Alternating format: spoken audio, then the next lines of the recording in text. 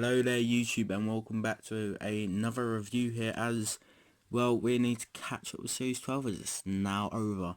So firstly, we've got The Haunting of Villa Diodati, the 8th episode of series 12, and kind of the first part of a three-parter. In a way, you could see it as a three-parter or just as an episode that ties into the finale. I personally look at it as a two-parter, but you could definitely make a point for being a three-parter. Anyway, so The Haunting of Villa Diodati, written by Maxine Alderton, her first Doctor Who episode, and directed by Emma Sullivan. Both are debutants to the show in this series. And yeah, overall thought it was a good episode. Very well written and decently directed. So anyways, let's get into review. So it starts off with what I feel is a very typical Doctor Who cold opens. So we're continuing from Can You Hear Me and the likes of Spyfall Part 1 with a cold open. Glad we're getting some more. I do prefer this sort of way of doing it only when it's necessary, although I thought like an episode like Praxeus had a missed opportunity with one. But even so, we've gotten a few more now. But yeah, this cold opening this worked. Very Doctor Who, and right, reminded me a bit of Hyde with the way it opened. Actually, until the Lone Cyberman popped up, this whole episode reminded me of Hyde, to be honest, but better. Because I personally am not a big fan of Hyde. So anyways, then we have the Doctor and the fam walking in to meet, well, not well meet, but go with Shelley and Byron and that. And they're sort of saying, let's don't interfere, don't mention Frankenstein, you know, typical stuff that we get when we watch past episodes. And then we get like a nicely, I think it was a nice little way to give the historical characters some backstory, explain what's going on, just if we don't know, so we do know, which personally I didn't, so yeah, that was nice. Then after that, things start getting a bit creepy, and I felt like sort of horror-like scenes, you know, that the door handle, the vase mysteriously getting smashed against the wall by what is suggested to be a ghost. All that was done very well, and it's the scene where Graham walked up the stairs and came out, well, back in the hallway where he supposedly just walked away from. That was shot really well. All those sort of shots are done really well, and it's really confusing. And in the background there's a woman standing there and she wasn't. Again, really eerie. This episode certainly left you with a lot of questions to start off with, which is great. And then it gets even creepier when that hand jumps out of painting. That is really off-putting, and especially at first it looked like a spider, and you know, not biggest fan of spiders. So yeah, it certainly started off very creepily. And then we get a nice scene later on when I can't remember what her name is, but Mary Shelley's sister, stepsister or something, and when she walks out and tries to break into Lord Byron's room, I think, and then first the As catches her, and conversation between those is a very nice conversation, but also Yaz mentioned that she had someone that she supposedly was in love with or something. Who was that? Because I mean, I'm reviewing this after the Timeless Children of finale series 12, and you still don't know. So who could that be? Who knows? I'm hoping that doesn't get forgotten about, but at the moment that's a bit of a mystery to us. So then we go over to Ryan playing piano quite poorly with Mary Shelley, and I can't remember most character's name, I do apologise, but the guy who doesn't sleep. And yeah, I'm glad they mentioned Ryan's nan. It's not something that's been brought up too often in the series, which isn't an issue, but it's nice that they're still addressing it and remembering that it's there. I mean, of course, in the last episode, Can You Hear Me? She was brought up in Graham's dreams, so I'm glad that it's being acknowledged.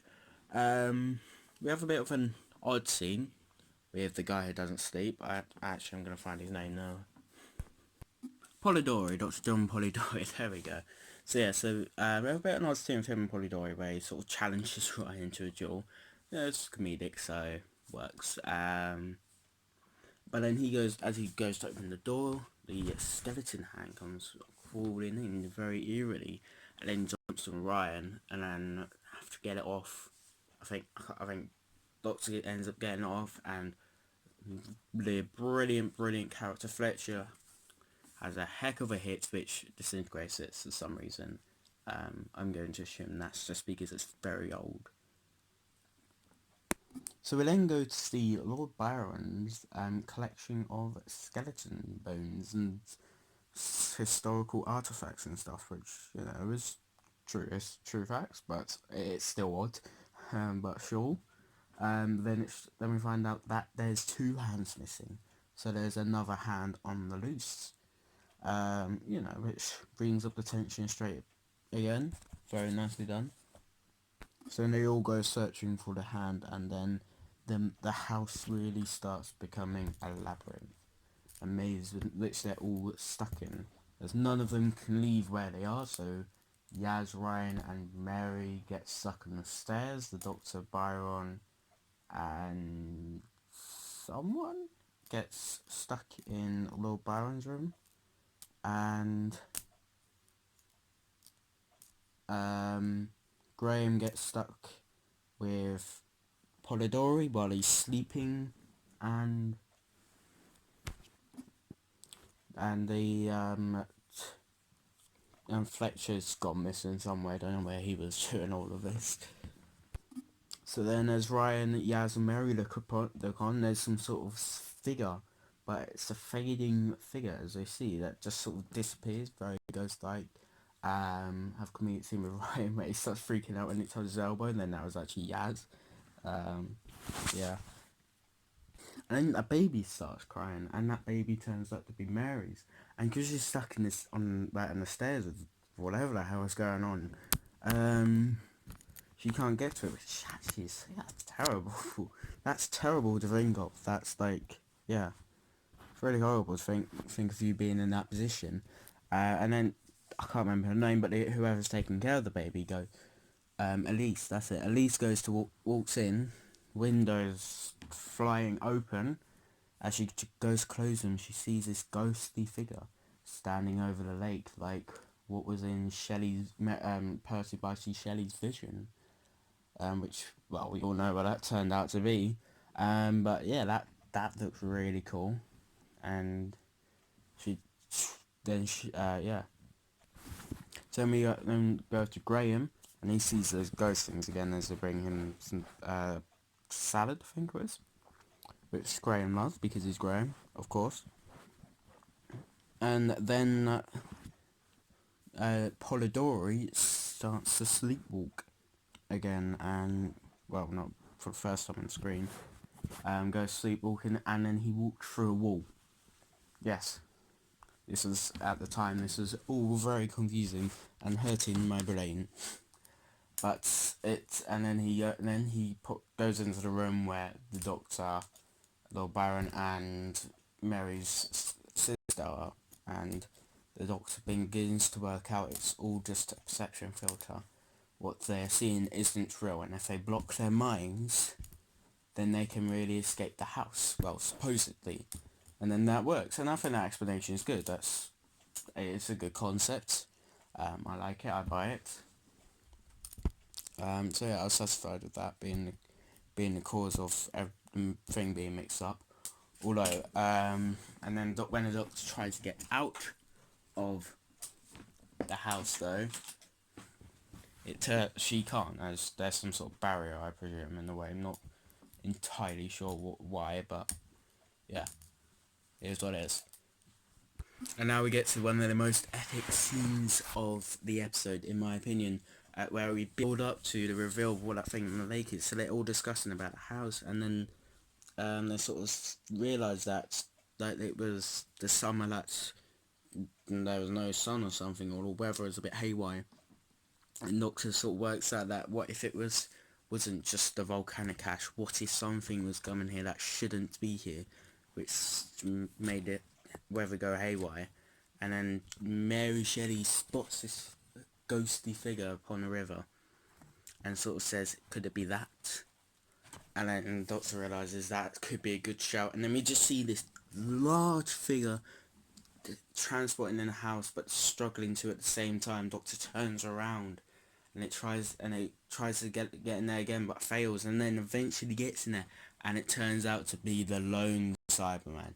Holy, the feels this series have been brilliant, and that was certainly good. I mean, some people found it a bit more predictable than I did, because I don't follow BBC America on Twitter, but apparently they put out sort of a picture of Jack saying beware the lone Cybermen, so it was kind of obvious, and I did expect the Cybermen to appear, but I only expected like a cameo at the end. But it was an epic reveal and brilliantly done.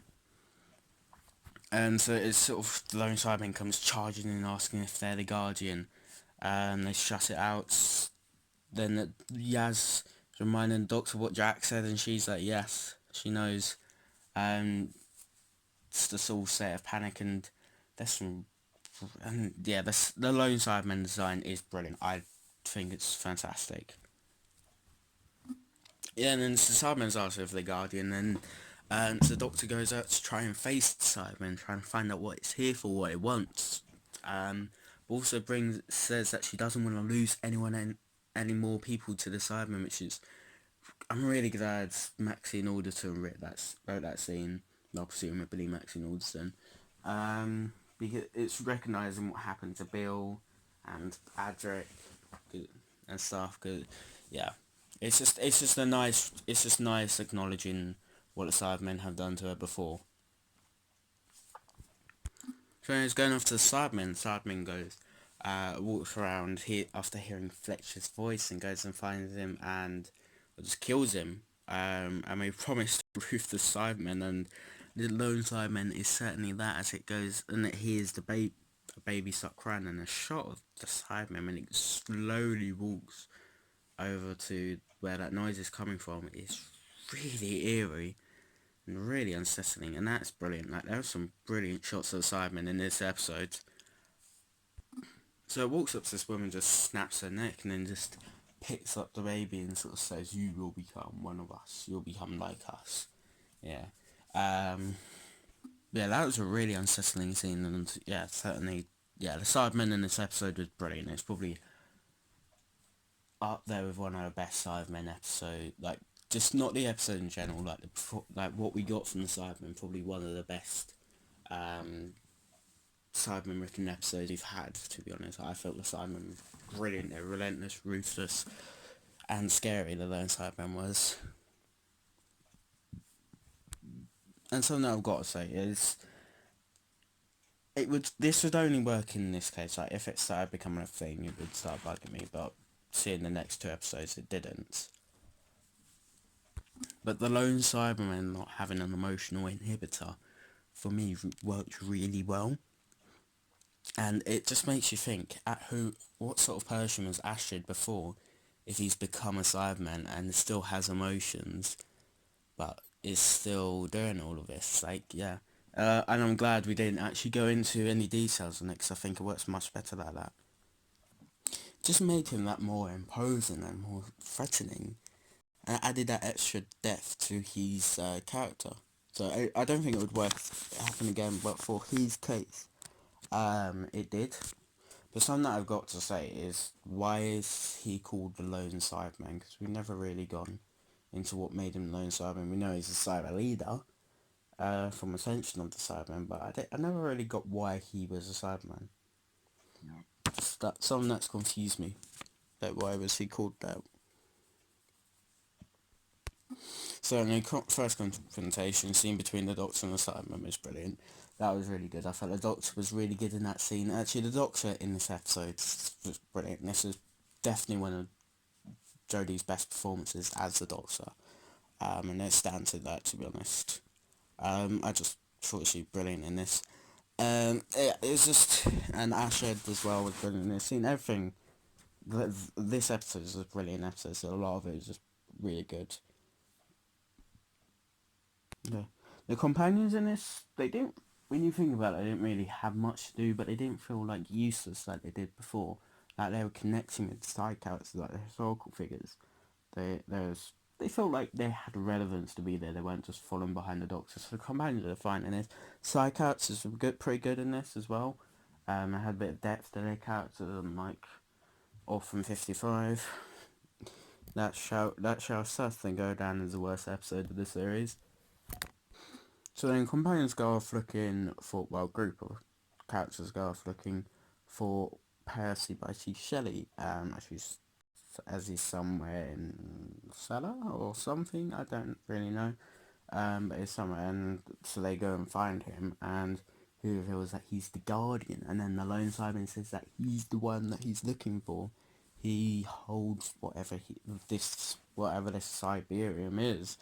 Um, so lone Simon is trying to track him down. So the doctor realizes that she needs to find him, so gets away from the lone Simon. It's revealed that when we find that the baby isn't dead, thankfully. Although a show that starts at 10 past 7 and it's going on to 8, it's hardly going to have a killer for baby. Let's be honest. So then the doctor and the companions and Mary go off to find Percy Bysshe Shelley, find out, well, what is going on and why he's got the site. Well, how does he know about the Siberium? We get an explanation. One day he's walking around, he saw the Siberium in a pond, picked it up, and then absorbed it, and then started knowing about all the cyber tech and stuff, and wrote it on the walls. There's a nice explanation of the haunting stuff. I think it would have been a bit odd if it just was all a bit paranormal activity and stuff, which in the end it kind of turned out that was, which is a bit odd, but it's not really a big part of the story, so it doesn't really bug me. But it's a good explanation for what gone on earlier in the episode, and it all links it up nicely, as the episode kind of feels like it has two halves. You have the haunting, the haunting of Villa Diodati half, and then the lone Cybermen half, and so it links it in well. So I was satisfied with the explanation, and the lone Cyberman tries to get in there, and Percy Bysshe Shelley holds him off and sends him back to the entrance of the house. And then we get to what I feel is the best part of the episode, where the Doctor has to decide what she's going to do. As the companions are like, well, what do? We got one person versus billions of people in the future. Ryan's just like, well, Percy Bysshe Shelley's only one person. And then we have a phenomenal moment from Jodie, where she's sort of lecturing the companions. Well, Percy Bysshe Shelley has such a big historical influence and will inspire people for years to come. And if that future doesn't stick, then none of you will exist as well. And considering like issues people have had with the Doctor, this is a brilliant scene where she really puts companions in the spot, and it's proper dark scene. I love this scene from Jodie. It was phenomenal. The acting, the dialogue, the writing, the direction, all of it was fantastic. And where she decides she has to let Percy Bysshe Shelley live, so the future will play out as it's supposed to. And that's the lone Cybermen come in and take the Siberium, where supposedly for the Siberium to be released, it must the person who holds it must die, so which makes Mary try and talk the lone Cybermen into not killing Percy. And the speech from her was very good, but I think it's the best decision with how it was, because as much as this Cyberman does have emotions, I think it would kind of ruin the character a bit if they did sort of, like, if Mary's speech with the words, the turn, the turn from Ashad when she when he sort of says that I did have children and I slit their throats when they joined the resistance. That is, like, watching it back now, there was never any doubt that he was going to be turned by that speech. Like, wow, that's hella dark. That is hella dark. To the point where, and then Doctor realizes what she has to do, and it's a trick that we've never seen before, but it's something that I buy. It's something that I believe a Time Lord can do by pushing their minds to the future death to trick the Siberian to release Percy. And yeah, it's a pretty dark way of doing it, to be honest. Like, yeah. But it's clever, and then Siberian chooses to go with the Doctor. And at that point we're thinking, oh wait, is this it? Could this be it? But of course, we've known from social media and the synopsis there was a like a huge decision that had to be made, and then Ashad starts sending a signal to bring his ship here, which will destroy the Earth, and the Doctor is not sure if Earth could survive, and that will wreck history even more than Percy's death did. So she has to give up the Siberian, and that's something that I did find a bit odd, considering what has previously been established, that Siberian can only be given up if its host dies. So not sure how that works. I mean, I hope there's something I missed, but that bugs me a little bit. But anyway, she gives it up. Asher takes it and teleports away. And then the line from the Doctor when she says that was all I've got's plan, step one. And step two is fixing the mess I made in step one, setting us brilliantly for the finale. And then we get the resolution for the whole 1816 storyline with Claire sort of saying that, well, to Lord Byron, with him pursuing Mrs. Doctor, which is a bit... That was not a storyline I expected, but it is what it is. But her just sort of saying the spell is broken, which is nice.